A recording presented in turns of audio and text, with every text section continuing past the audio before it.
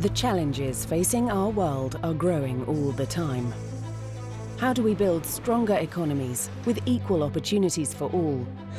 How do we build a sustainable world for generations to come? How do we protect our cities and harness the power of technology for our common benefit? Humanity has always been good at forward thinking. We will make sense of the problems of tomorrow. Inequality, sustainability, urbanization, the gender gap, and the demographic time bomb.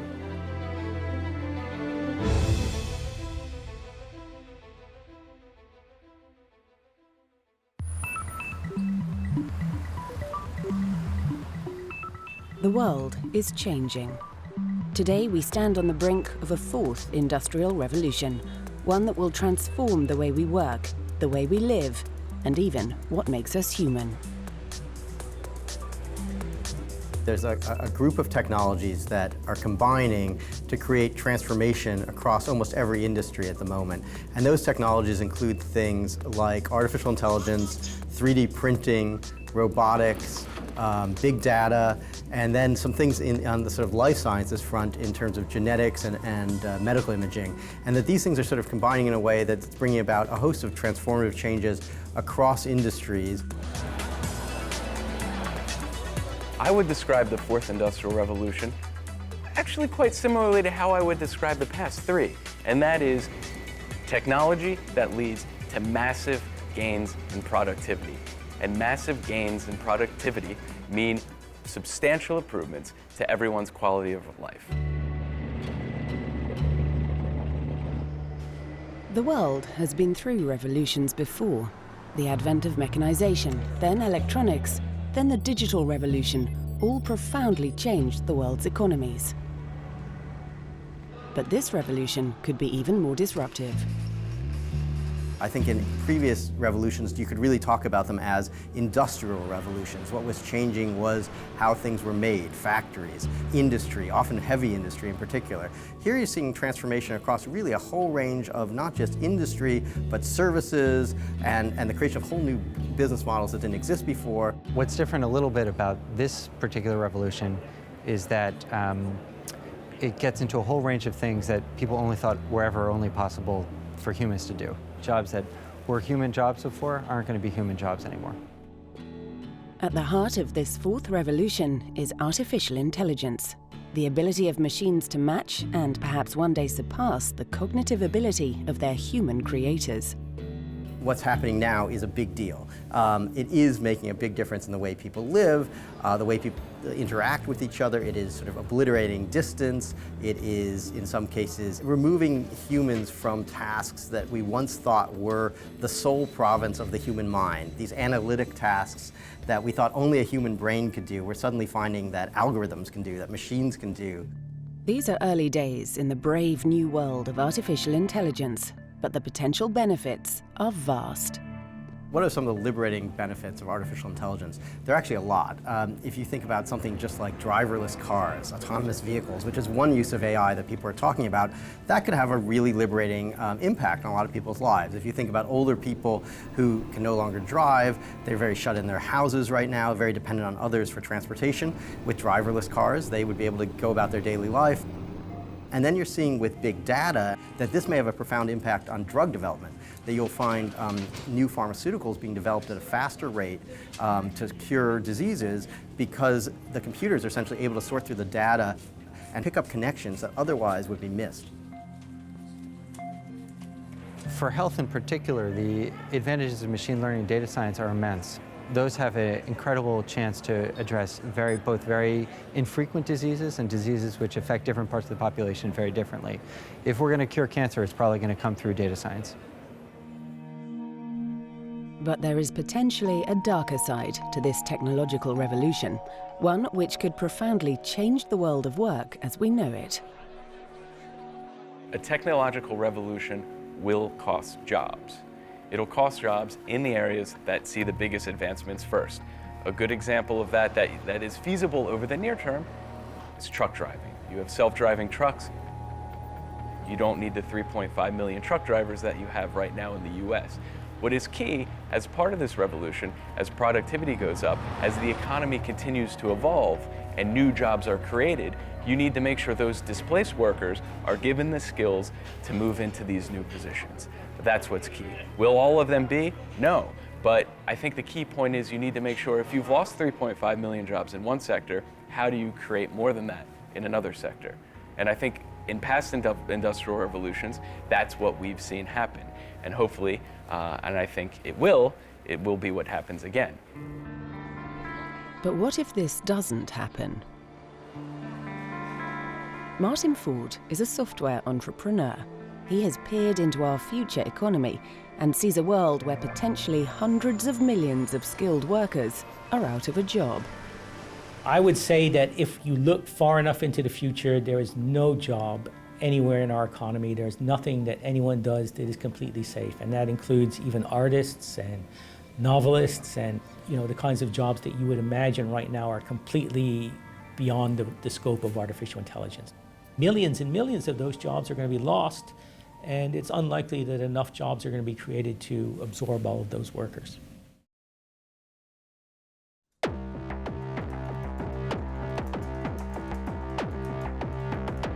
Martin Ford is a software entrepreneur who has a chilling vision of the future.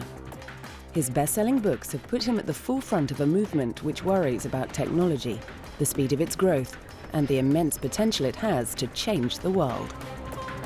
This is the fourth industrial revolution, the advent of machines powered by artificial intelligence, which have the potential to make redundant hundreds of millions of workers across the planet. It is a world which is nearly upon us, but which governments and businesses are only starting to comprehend. Well, the central idea in my latest book, The Rise of the Robots, is that over time, machines, computers, smart algorithms are increasingly going to substitute for human labor. I think that that's inevitable. Technology is eventually going to be able to do many of the things that people now do, and I think there's a good chance that that will result in unemployment. It's going to push people out of the labor force. Many people are going to find it impossible to adapt to that because they're not going to have capabilities that really exceed what machines can do. And that's, I think, going to be a genuine concern both for our society, of course, and ultimately for the economy too. Some of those machines are already with us. Now, there are already algorithms that can interpret things like body language and respond to some extent to emotion, that can determine your mood, for example, and so forth. And this has big implications. Imagine what that could mean, for example, for advertising. If an algorithm can determine exactly how you're feeling and then target advertisements at you based on that. Some of the language translation things that have been demonstrated are truly remarkable. Imagine if anyone in any country who speaks any language would now be able to do any job because we have perfect machine translation in real time between languages. So, that has real implications for the job market, obviously. We may already be starting to see the effect on the wider economy. In the first decade of this century, the net total number of jobs created in the United States was 0.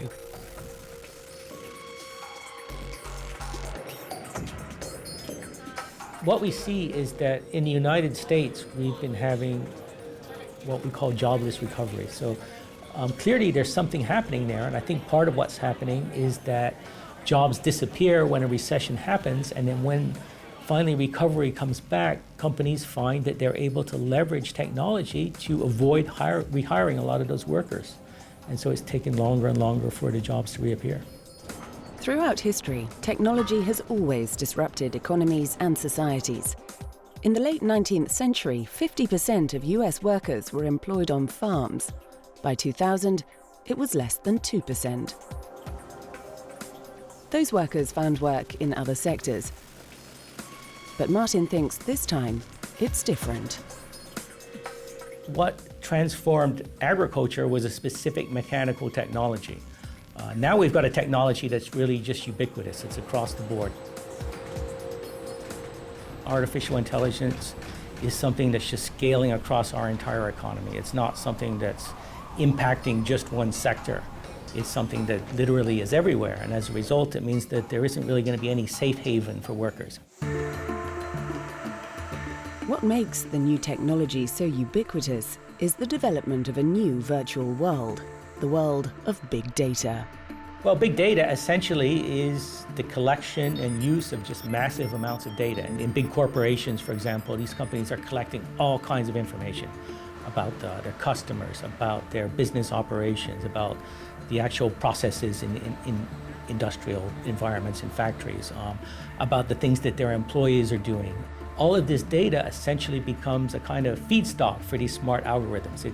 It becomes the information that they use to learn and basically to figure out how to do things. And that's something that is just going to be, I think, dramatically disruptive going forward. The total data stored on the world's computers is now believed to be well over 1,000 billion gigabytes. And it is big data which is driving the most disruptive advance in technology, the ability of machines to think. One thing that you'll very often hear people say, even today, is that computers only do what they're programmed to do. And this is really not right anymore. And the reason it's not right is basically because of machine learning, because we now have this technology that allows smart software algorithms to look at data and based on that to learn how to do things, to figure things out, to make predictions. So it really is no longer the case that some human being is sitting down and telling a computer exactly what to do step by step. Computers are now having the ability to figure that out for themselves. You can imagine a future where every device, every appliance, all kinds of industrial equipment, everything communicates and talks to each other. And I think that one of the things will happen is that artificial intelligence will kind of use that as a platform. It will scale across all of that. Everything will become more intelligent. The last great technological advance saw robots replace millions of blue-collar jobs in factories and on production lines. Martin believes this new disruption is going to target the white-collar workforce as well.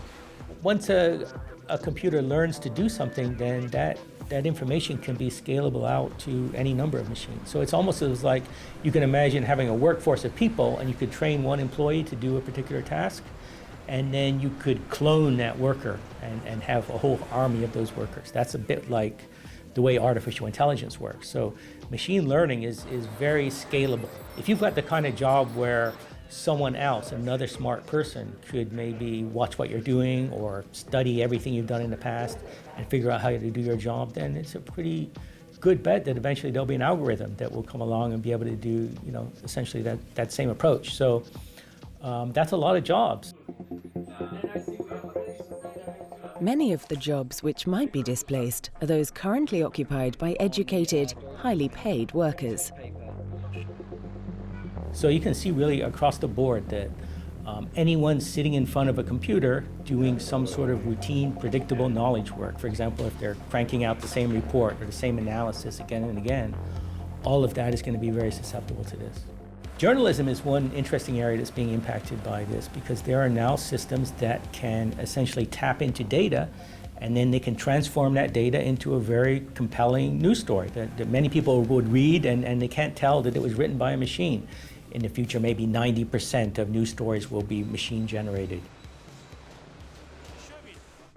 The number of jobs displaced has the potential to utterly transform the economic landscape.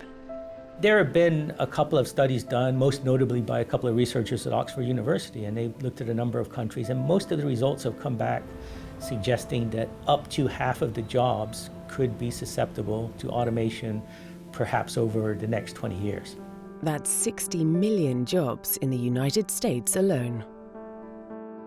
That's a staggering number. And obviously, we have a massive social problem. You'd have tremendous stress on government in terms of trying to take care of all these people that no longer have an income. I think that you would see the potential for a massive economic downturn because you would run out of consumers. You no longer have people that are capable of buying the products and services that are being produced by the economy.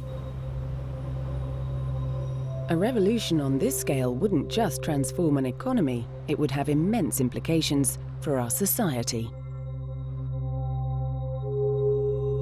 We could really have just what you might call inequality on steroids. The very wealthy people who own all this technology are going to do extraordinarily well. You would have the potential for civil unrest, perhaps even riots or massive crime waves. In the United States, during the Great Depression, we had an unemployment rate of about 25%. And back then, there were many people genuinely concerned that that would result in the collapse of both democracy and capitalism. This situation amounts to just about the end of the world as we know it, a science fiction nightmare straight from the movies. There are some very prominent thinkers, like, for example, Stephen Hawking and Elon Musk, who have raised genuine fears about the potential for advanced artificial intelligence. And their concern is that someday we're going to build a super intelligent machine. Imagine a machine that's 100 or maybe 1,000 times smarter than any living person. What would that system think? How would it act? Would it have a use for us? It might decide that we're simply a burden. It might decide to just get rid of us. So it could potentially present an existential threat. Is that something to worry about? I think that it's not a silly concern. It's not something that we should laugh at and just dismiss. There's really no endpoint to this. There's no point at which you can say, this is absolutely as far as we can go, and machines will never go beyond this. We are reaching a new era, a time when things are going to operate differently, and we need to adapt to that. Healthcare is one area of the economy already adapting to this disruption. And in this field, researchers hope that intelligent humans and intelligent machines can work together for everyone's benefit.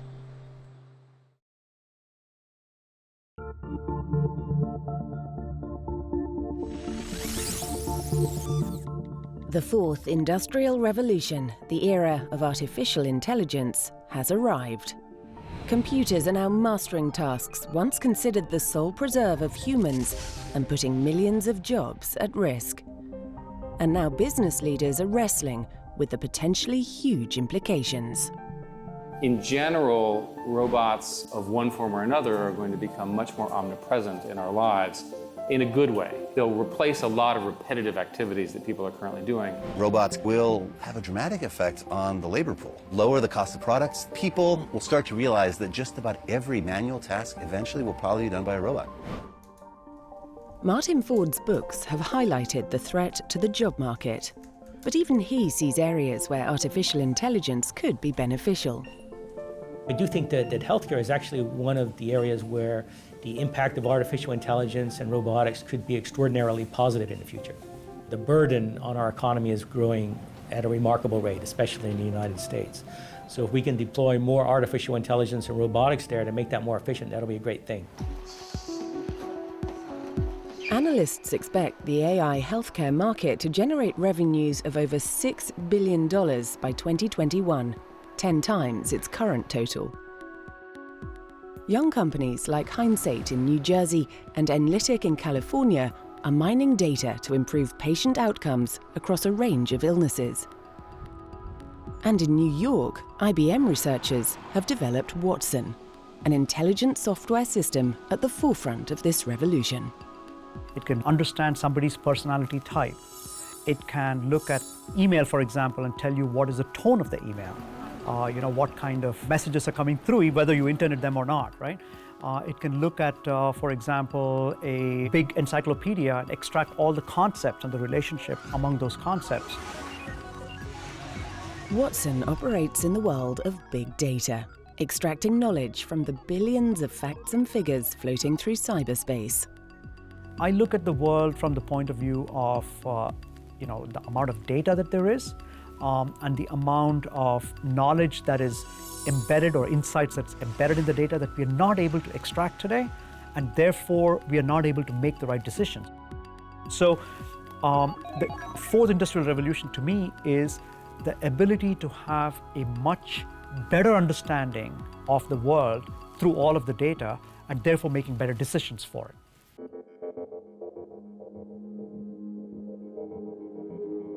IBM is currently running a research project in which Watson augments the intelligence of medical professionals, helping doctors treat the most dangerous diseases in the world, including skin cancer. Melanoma is a very deadly form of skin cancer, and it's something where early detection and intervention is key. So a dermatologist faced with a patient who has a skin lesion will make some assessment about the likelihood of a lesion being melanoma.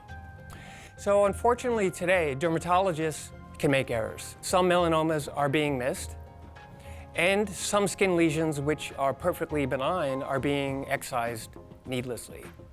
So what we can do here is essentially ask the computer to make a deep analysis over an image.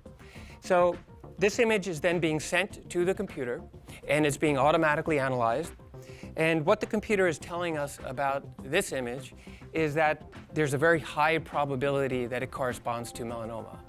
What we're finding in our own internal retrospective research is that the computer can be as accurate as 95%. So this compares to the best clinical experts today that are between 75 and 84% in recognizing melanoma. It is not a tool that would replace the clinical expert. Rather, it provides them with additional analysis over the skin lesion images by providing reaches into large databases of similar lesions. This is a vision of a future where humans and machines work hand in hand, complementing one another's skills. I look forward to a time when, every professional, in fact, 2-3 billion professionals around the world are all able to have their own personal cognitive assistant that can help them do their daily jobs. And that changes the nature of expertise. Humanity will move to a completely different place in terms of expertise and how we apply our knowledge and our experience into real-world problems and therefore make the world a better place. Just like we've had machines that could augment people's muscles in the prior industrial revolutions, or can help people search vast amounts of information, like in the internet era. I look at the next revolution as machines augmenting people's cognitive capabilities. That's how I think about it. Martin Ford remains cautious, believing artificial intelligence is going to fundamentally change the way we live and work and challenge us like never before. We're not prepared for the disruption that's coming. We're going to see things get worse before they get better. In particular, the impact on the job market and the impact on the incomes and the livelihoods for average people. So, in the short term, things could be pretty difficult, but in the longer term, if we do adapt to this, then I think there are reasons to be really optimistic. I mean, you can imagine an almost utopian kind of future where no one has to do a job that's dangerous or that they really hate or that's really boring, where technology takes on more and more of that. And if we can get to that point, of course, then that's a tremendously positive outcome. So I think that all of that is really possible, and it could be one of the best things that's ever happened to humanity, but it will require that we adapt to it, and that's going to be a staggering challenge.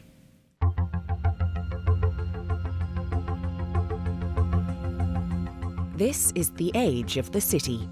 For the first time in human history, more people live in urban than rural settlements. The world's urban population is growing by 70 million people each year. 301 cities account for 50% of global GDP. This will rise to 66% by 2025. So if we don't get things right in our cities, then the consequences for humanity are profound. Cities are critically important to the global economy and to progress in the global economy. Cities can be sources of chaos as well as development. This dual personality of cities is what makes them so alluring and so vital. They can be dangerous places, but cities are where fortunes can be made. One of the primary factors driving urbanization is opportunity. You live on a farm and you're growing crops, you don't have a lot of opportunity. You see a bustling, growing city, your friends are moving there, they're getting jobs in offices, maybe jobs in a manufacturing center. There's restaurants, there's culture, there's life. This is attractive. This is attractive and something you want to be a part of. And everything is relative. You know, they'll have greater access to schools, greater access to healthcare, greater access to employment, and a much less vulnerable economic life.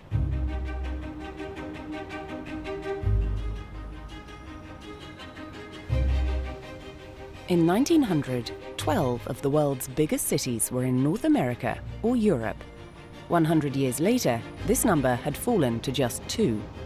Most of the biggest cities of the future will be in the developing economies of Asia and Africa. Most of the growth in cities is going to be in China, India, and Nigeria. Those 3 countries alone will account for 37% of the world's urban population. Just staggering numbers. Here's an example: Lagos, the biggest city in Nigeria. Its population every year is adding the equivalent of the population of Boston. The urbanization rate in the US, Japan, it's over 70%. In China, it's still 50%.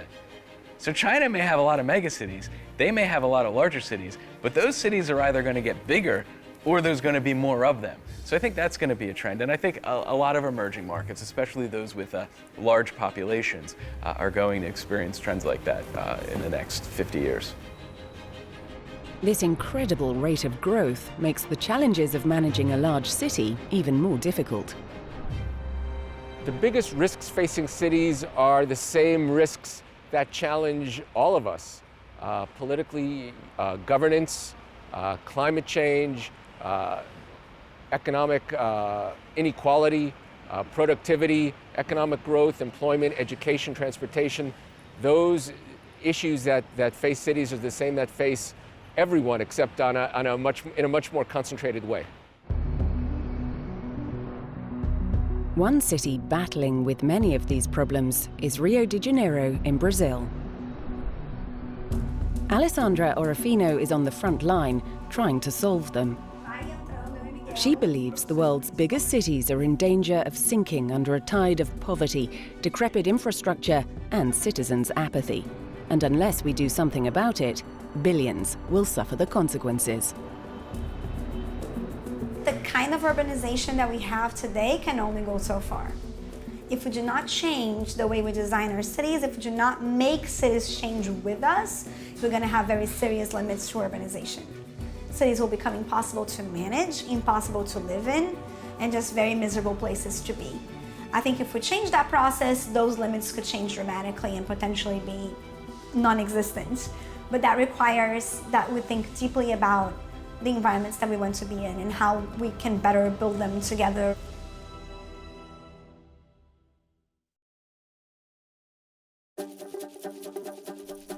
Managing megacities is one of the great challenges facing the world. This is Rio de Janeiro, Brazil. Nearly 12 million people crowd into its metro area. It is beautiful and vibrant, but it also has its problems. Crime, inequality, and poverty. Alessandra Orofino is an urban activist and thinker who has lived and worked in megacities on 3 different continents. She has worked with the United Nations on its Sustainable Development Goals and founded the groundbreaking Meio Rio, an NGO that uses data gathered from citizens to raise campaigns and solve thorny issues posed by the rapid growth of the city. Meio Rio has 170,000 activists, and Alessandra hopes it can become a model for other rapidly growing cities around the globe. We build upon a rich tradition of neighborhood movements, not only in Brazil, but all over the world, and we try to sort of bring it to the 21st century in a way that makes sense for people. I was born in this city in Rio de Janeiro, and my family has a very sort of mixed background. My father comes from a neighborhood in Rio that was quite dangerous in the 90s, quite poor, or lower middle class, and my mom comes from a very wealthy background, one of the best neighborhoods in Rio. It taught me that this city can be amazing, but it can also be very rough and unequal, and that's not just a characteristic of this city. I think it's something that we are seeing increasingly in cities around the world.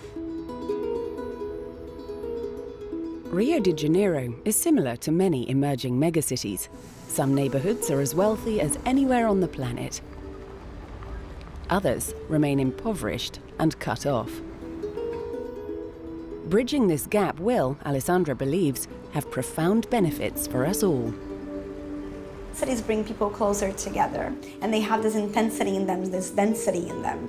They're definitely the places where most innovation will naturally happen, because it's very hard to innovate when you're always talking to the same people and hearing the same thoughts. And cities are the exact contrary of that. They are natural hubs for innovation, natural hubs for economic growth, and they tend to be the engines of growth in most countries.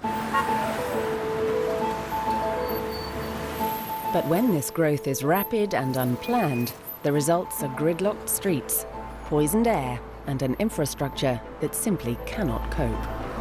Well, I come from a city that expanded too rapidly, for sure. How do you create sidewalks, sewage systems, schools, mobility systems to cater to a growing population? If that rapid urban expansion is happening in environments where inequality is paramount, the challenges are even bigger. In a megacity, one of the biggest challenges can be simply getting from A to B.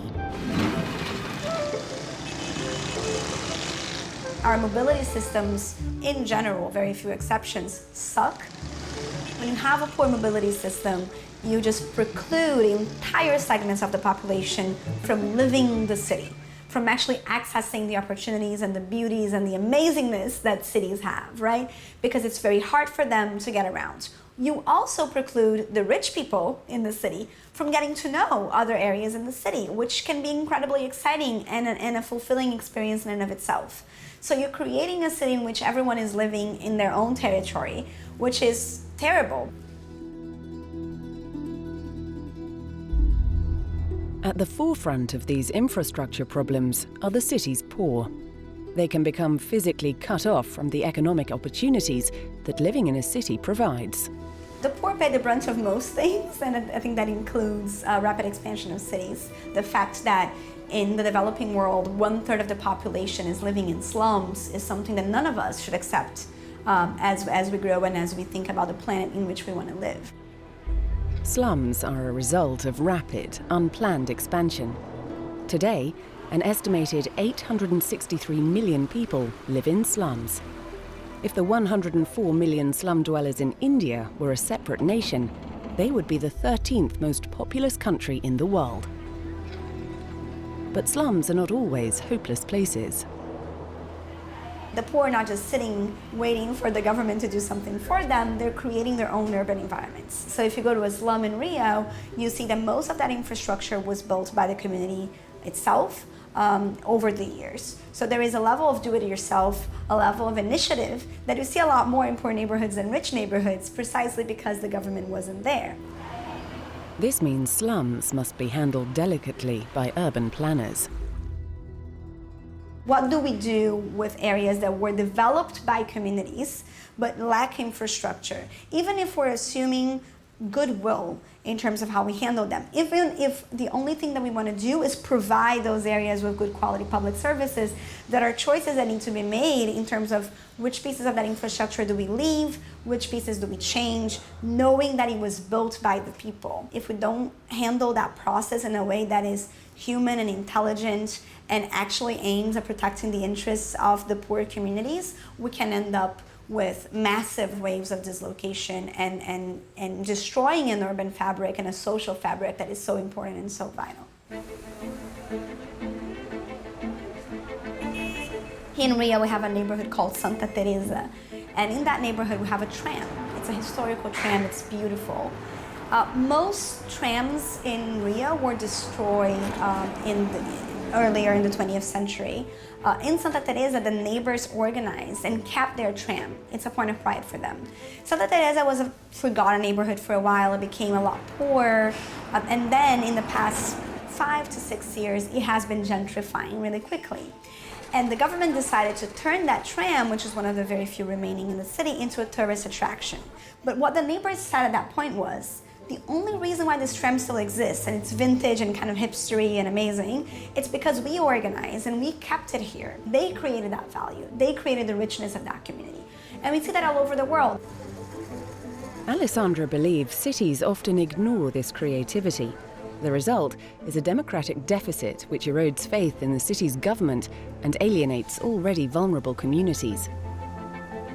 Alessandra believes cities must take their citizens with them if they are to expand successfully.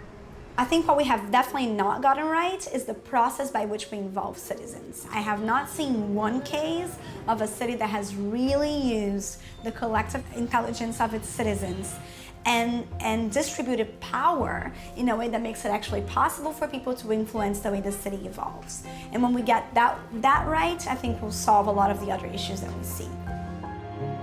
But for us to truly harness the power of our cities, we need to heal the divisions within them first. If we keep building unequal cities, cities that are not sustainable, and cities that are not very good to live in for most of their population, I don't think we can actually hope to be happy in these urban spaces. The worst case scenario for the global city of the future would be cities that do not have a soul and therefore become less and less attractive to entrepreneurs, to people who do want to create new economic activity, and that ultimately also become less wealthy. Across the ocean from Rio, another giant city is growing. Lagos is now the most economically important city in Africa, but its growing pains are excruciating and threatening the futures of 21 million people.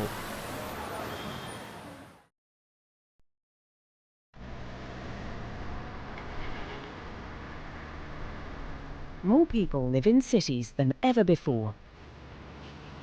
But many of the world's biggest cities are struggling to cope. Lagos, on Nigeria's Atlantic coast, is the largest city in the world without a city-wide rail system, meaning everyone has to travel by road. For workers like Abraham Cole, this means his daily commute takes over his life. What time did you wake up? This morning I woke up like 3 o'clock, 3:30. Well, I usually don't do breakfast because it kind of slows me down. In 3 years, the population of Lagos has nearly doubled from 11 million to 21 million. But this staggering expansion has overwhelmed the city's impoverished infrastructure. How long should it take you to get to the office? It should take me 45 minutes to get to the office. But in full traffic, in full rush hour, how long does that take? You probably would do like some 6-7 hours in traffic, 3 hours going, 3-4 hours coming back. It's much worse coming back. Coming back is something else. And I don't think I want to waste 7 hours of my everyday time for the rest of my life. Lagos is currently ranked in the top 5 least livable cities in the world. But although the city's economy is bigger than Kenya's, simply getting to their desks is a daily ordeal for its millions of workers. So when do you see your children? Weekends only. Sometimes I see them during the week if they really want to see me and they're keen to see me. Sometimes they miss me that much. That must be quite difficult. Yes, it is, but it's what we have to do for now.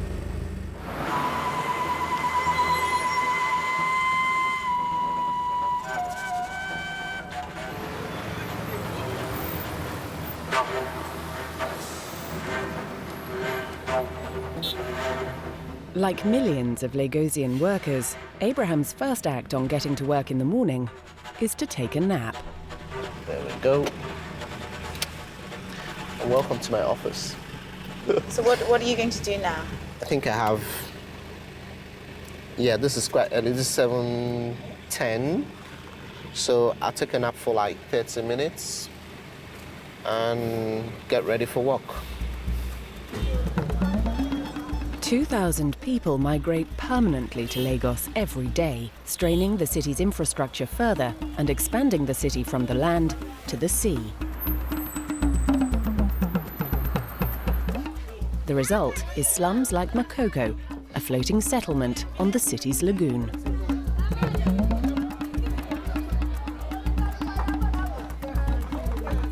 The infrastructure has not kept pace with the population growth.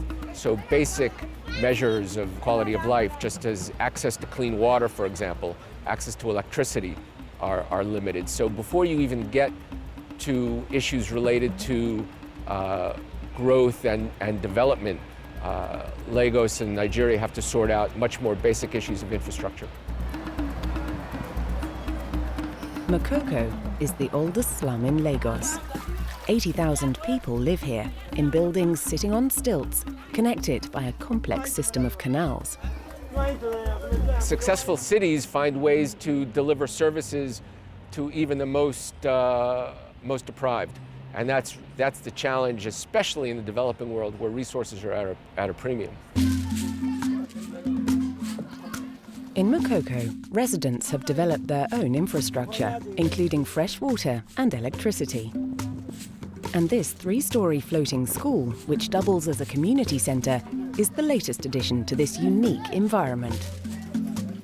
The school was completed in 2013. It is cheap and easy to build. Its designers hope it will become a template for future buildings in Makoko. Makoko in Nigeria raises interesting questions of governance and control. For example, it's been a long ignored area, and the local residents took charge and tried to improve their own lot with schools and with their own locally initiated development projects. However, the central government also has decided it wants that area for its own development reasons. Only a few kilometers away lies an alternative vision of how Lagos might develop. Not a grassroots community vision, but a grand project of incredible scale. EkoAtlantic. Well, where we are standing, we are in the alignment of the financial district, what we call Eco Boulevard, or some people call it our Fifth Avenue. This is where all the major financial institutions will establish their headquarters and offices. EkoAtlantic is a multi-billion-dollar residential and business district built on 10 square kilometers of reclaimed land. It is, in effect, a new city, or it will be soon. Its backers hope 250,000 people will one day live here, with 150,000 workers commuting from the old city across the water. When we initially started to conceive EkoAtlantic, obviously we looked at Canary Wharf in London, we looked at Dubai, and if you look at the heart of London, heart of Paris, heart of New York, obviously the vast majority of the residents are wealthy people. I couldn't afford to live in the heart of London. But in creating the residence for these people, you're also creating job opportunities. And it is the norm here in Nigeria that when you create a residential apartment, you also create quarters for the domestic staff working for that family. You have to take it into context that this is a city development. This is not a low-income settlement. It's a business centre primarily. This is the future for the commercial development of Lagos. There's no doubt about it. David hopes the first residential units will be open by the end of 2016, with the infrastructure of the whole site in place by 2022. Projects like EkoAtlantic raise as many questions as they answer, especially from where local residents are aware that they may be getting the short end of the stick. On the other hand, they really do lend themselves to starting from scratch and being able to build structures where there are schools, hospitals, offices, transportation facilities, and they give gigantic cities like Lagos an opportunity to create a model of what can be, presuming they're planned and executed correctly. The future paths of megacities like Lagos remain uncertain. Organic, citizen-led growth like Makoko, or large-scale planned development like EkoAtlantic. What's clear is that left unchecked, growth could destroy cities' immense potential. I'm an optimist when it comes to cities. I grew up in New York City in the 70s when the city went to the edge of bankruptcy. And here we are in the 21st century, and New York is booming and thriving, and it's a tremendous place. And you can see with proper planning and a diverse and vibrant population what's possible. I hope that those global cities will be extremely interconnected in the sense that they will have solidarity networks, in the sense that they will have resiliency networks, and in the sense that their citizens will feel like their city is where they want to be, their city is the sort of the project that they want to build, but they can move, they can visit each other, they can learn from each other at the global stage.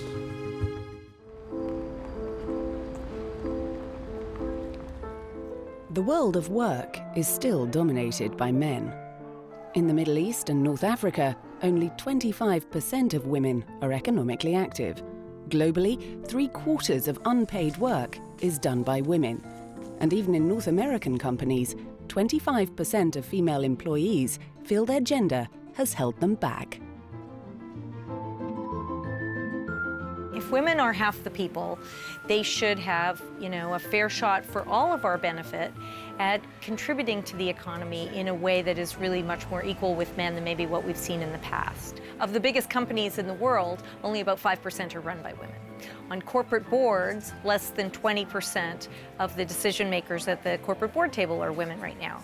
In the US Congress, only about 20% of the elected officials in both the Senate and the House are women. Women earn about 79 cents on the male dollar. So there's all kinds of ways in which women don't have parity in the world in which we live. This is the gender gap, and it's been around for a long time. The organizations that have a lot of power in our world, the elected government, big companies, the education structure, the medical systems, all of these things are really dominated by men at the top. And that's largely a result of the history of the 20th century and before that. And it is taking a while for women to break that, what we call the glass ceiling, but at the same time, it's taking a while for the whole society to adjust to seeing men and women as equal actors at the top of any of these institutions. Nearly 100 years after women in the United States were guaranteed the right to vote, the gender gap remains an issue in every corner of the world. And closing it has become more than just an issue of fairness. It has become an economic imperative, debated at Davos and in boardrooms across the world. The gender gap matters for business. It's the market opportunity as well as the potential loss to the bottom line. When you have a company and a workforce that represents your market, you're more likely to succeed. By having a more diverse workforce, companies tend to be more successful because they're able to more creatively address challenges and issues and innovation. And so if you have a boardroom or a committee entirely composed of individuals who all went to similar schools and have similar backgrounds and think the same way, they're going to be less successful than a very diverse board. In a study that came out last fall from McKinsey, they found in looking at a big global number of companies and looking at economies around the world that in fact equalizing women's economic contribution by 2025 would add $26 trillion to the global economy. So, there's really very big numbers related to women becoming more equal in terms of economic participation wherever you look around the world. Evidence is mounting of the positive effect female voices can have at the very top of businesses. If you look at companies where you find female CEO or chairwomen, those are companies where you don't have poor corporate governance They don't have poison pills. They don't have unequal voting rights that keeps insider management in control. They don't have staggered board elections. Companies with good governance are more likely to have female CEOs. So the question is, with the issue at the top of the economic and political agenda, what is holding women back from the very top? Is it lack of ambition? Or simple old-fashioned sexism?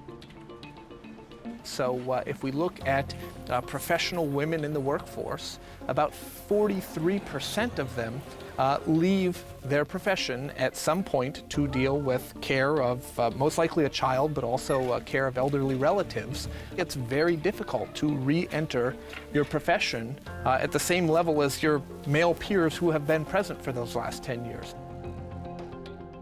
This explanation rings true for former senior State Department official Anne-Marie Slaughter. She believes that what is holding women back is the structure of our workplaces and societies. And if we don't do something about it, then our corporations and governments will continue to underperform. There's no global issue that would not be helped by advancing women or achieving equality. We want a world in which every human being, boys and girls, has the right and the ability to live up to his or her God-given potential. And what we have is a world in which far more men have that ability than women do.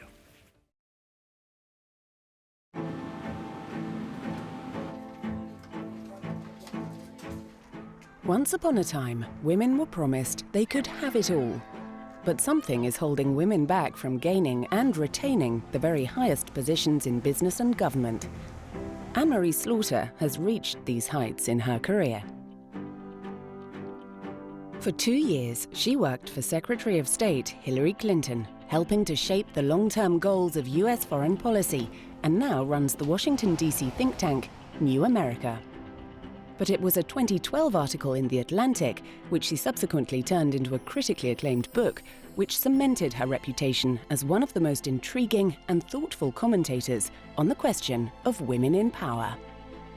The feminist movement is about equality. It's about women being able to have what men have always had, which is to be fulfilled in a job, to be powerful if that's what you want, to do important work or work that is meaningful to you, and have a family too. And I still believe that women and men can do that. I think there's nothing that stops us in principle from doing that.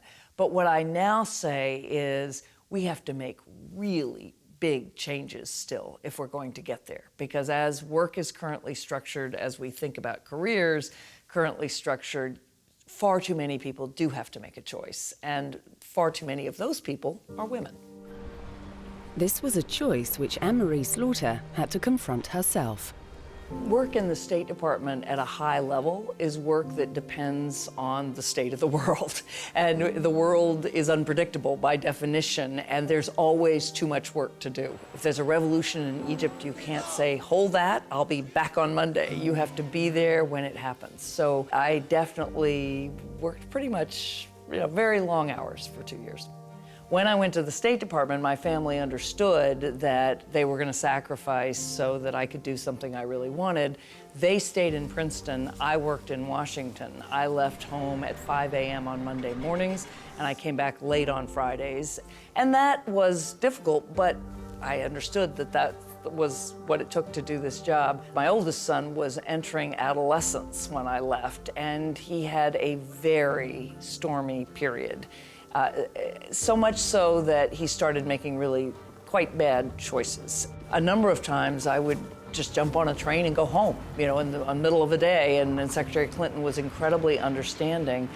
But after 2 years, we realized that it really was a choice between putting all our energy into helping him get back on track with real important life consequences, or getting promoted in a career that I loved. The decision to quit her dream job and leave Washington didn't just affect Anne-Marie's career. It challenged the feminist credo by which she had lived her life.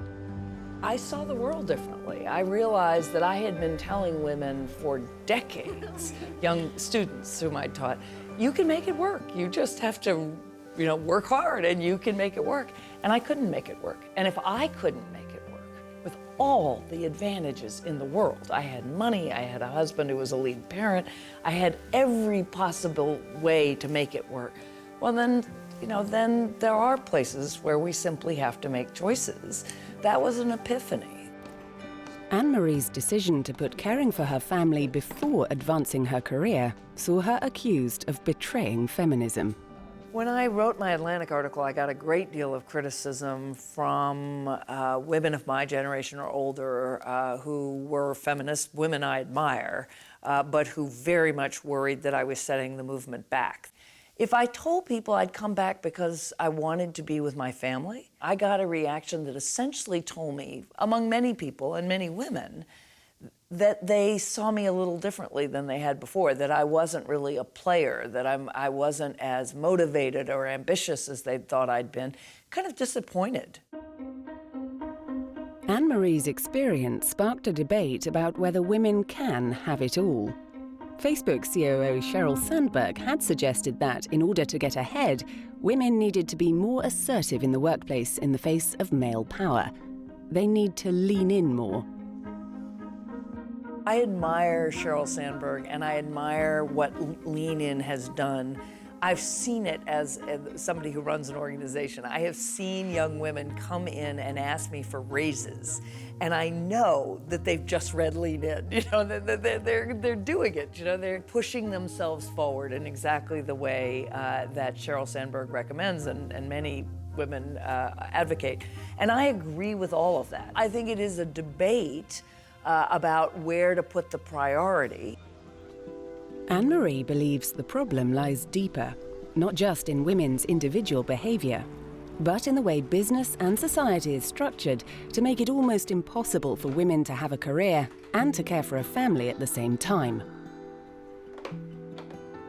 That's a full-time job, and somebody has to do it. And women have traditionally done it, so women are still expected to do it.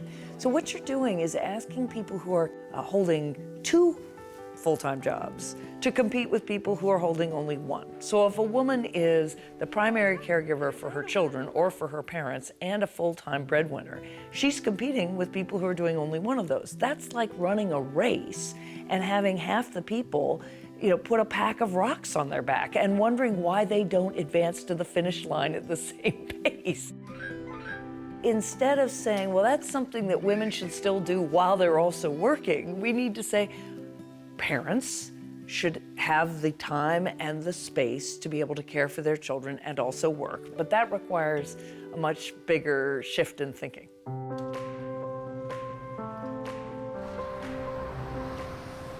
The effect of the gender gap can be seen across the global economy. Rates of prime-age employment for women have been falling in the United States for nearly 2 decades. In 2014, just 70% of women aged 25 to 54 were in work. The comparable figure is higher in Scandinavian countries, and these are the countries where the gender gap is at its narrowest.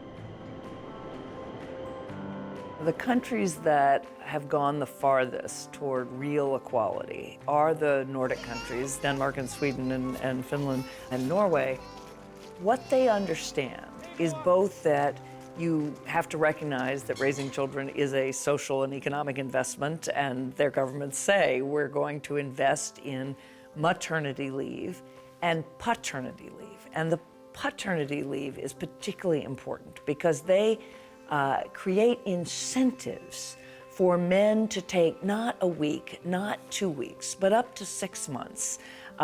And they do that in part by giving 1 month or sometimes 2 months as a kind of use it or lose it. So the man's an idiot if he doesn't take the month to be with his children, when if he doesn't do that, he loses that leave, right? That's crazy. If sharing the burden of care of children and of parents is key to closing the gender gap, then that suggests accepting the traditional roles of men and women are a thing of the past. You have to be accustomed to seeing men as the primary caregivers of young children. And men have to understand that they're just as good as women at this. And even more important, or equally important in many ways, as a Finnish CEO said to me, the head of a big Finnish company, he said, now when someone comes, a young man who hasn't taken their paternity leave, I wonder about their character. And that's where we have to go. And in Scandinavia, that's where they're heading. The Nordic nations are pioneering a new approach to work and parenthood, and narrowing the gender gap in the process.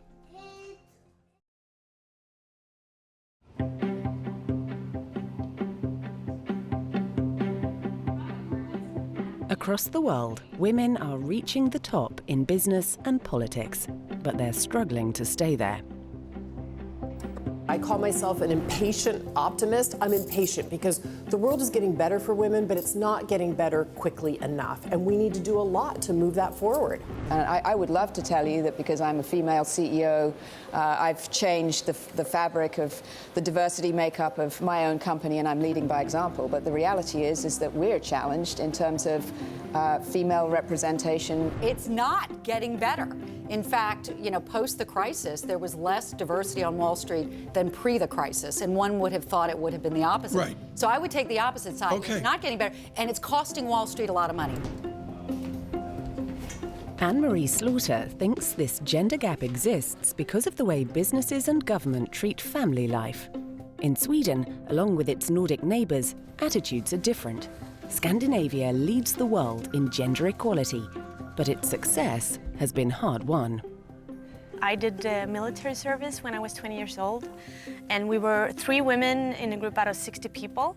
I came in as top 10 out of 60 on a half marathon with 15 kilos on my back, and they said that I was lucky. And they continued to say that I was lucky when I was at a shooting range or did my exams well. So my performance wasn't valued as much as the guys. Sophia has made it her mission to challenge this culture. Sweden is viewed as one of the most gender equal countries in the world, and we are. If we look at, legislation, the fact that you actually can combine family and career, and we see also that we are very above EU average when it comes to women in the workforce. But if you look into the managerial positions, we are not there. We drop out, and we are actually below the EU average. I think the EU's average is 27% female managers, and in Sweden we are 23%. Sophia's job is to help smash the glass ceiling in the Swedish private sector. We are working with companies that were constructed 100 years ago. So when they did recruitment, when they communicated, when they gave feedback, when they interacted with their clients, they did that in one certain way. And they still do it, but the world has changed. So the glass ceiling is basically old norms, old culture. So you have to change the culture to get rid of the glass ceiling. 80% of the global consumers are women today, and they are powerful. They have more money than before. 64% of the university graduates are women. So the future is female. If you don't know how to predict their needs, you will not be here. While Sophia tackles business culture, Swedish family life is already moving towards parity between men and women. Sophia splits the care of her 2 children equally with her husband Harry, who also has his own demanding career. For me, as a CEO of another company, I work hard, I get up early, but I'm also totally focused from 5 till 8 on the kids. We split 50-50 with the kids when they were small and before kindergarten. And this gives me the best of 2 worlds. I work hard, I have a fulfilling job, but I also get to really know my kids. We have 40 years of career. Spending 6 months with the kids is one of the best investments you can do. This shared attitude to parenting is typical in Scandinavia. TDC is one of Denmark's leading telecommunications companies, with revenues of over $3.5 billion in 2015. The company offers generous parental leave to its nearly 9,000 employees, believing it to be good for business as well as families. I definitely think that the labor market in Denmark compared to other countries are much more free, giving a high degree of responsibility to our employees and ask them to feel free to have a whole life. And we see our employees as a human being as a whole, 360 degrees around. TDC offers fathers 100% of their salary during 16 weeks of paternity leave. Like Sophia's work in Sweden, the aim is to change the culture around work and families. The result is a take-up rate of 85%, and the company believes a happier, more productive workforce. There's no doubt that we have seen increased productivity levels for our employees. Of course, we can attract more competent people because we have a more balanced focus for the job between your private life and your work life. That's for sure. Senior manager Peter Jespersen is a veteran of paternity leave.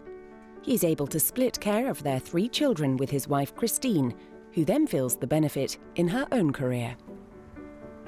Peter is allowed to spend 4 weeks with me at home right after the baby is born. And then when I go back to work, he has the first couple of months. He stays at home with the kids, which enables me to start working without having any duties at home, which then I can focus on work. I'd say that what other countries and other people probably could be missing out on is 2 things probably. I think one thing is the family side. I mean, both parents get to know their children, they get to know their preferences, they get to know who they are. And I think on the work environment, the workplace, I think there's numerous studies that shows that equality, if you promote equality, being both having women in top positions, women in managers' jobs, and women in the workplace in general, you will be more successful. So as a society as a whole. Moves towards gender equality in Scandinavia have not happened by accident. They're the result of a deliberate, long-running strategy. I think it's critical to how we live now and how we go forward, that the gender gap and broader issues of diversity are part of the conversation. And that is really because of the way the world is changing. The gender gap is part of it, and it's not going anywhere. So it's important for us to talk about it. I want my daughter to grow up in a world where she can be anything. So I think it's about, breaking norms and enable both men and women to be who they are. Gender equality is a huge piece of cultivating and harnessing human talent. And that's the way to think about it, that we need all the talent we can find because we have enormous problems, because we need economic growth, because we need innovation, because we need to save the planet. We need human ingenuity, creativity, intelligence, and half of that talent is in women.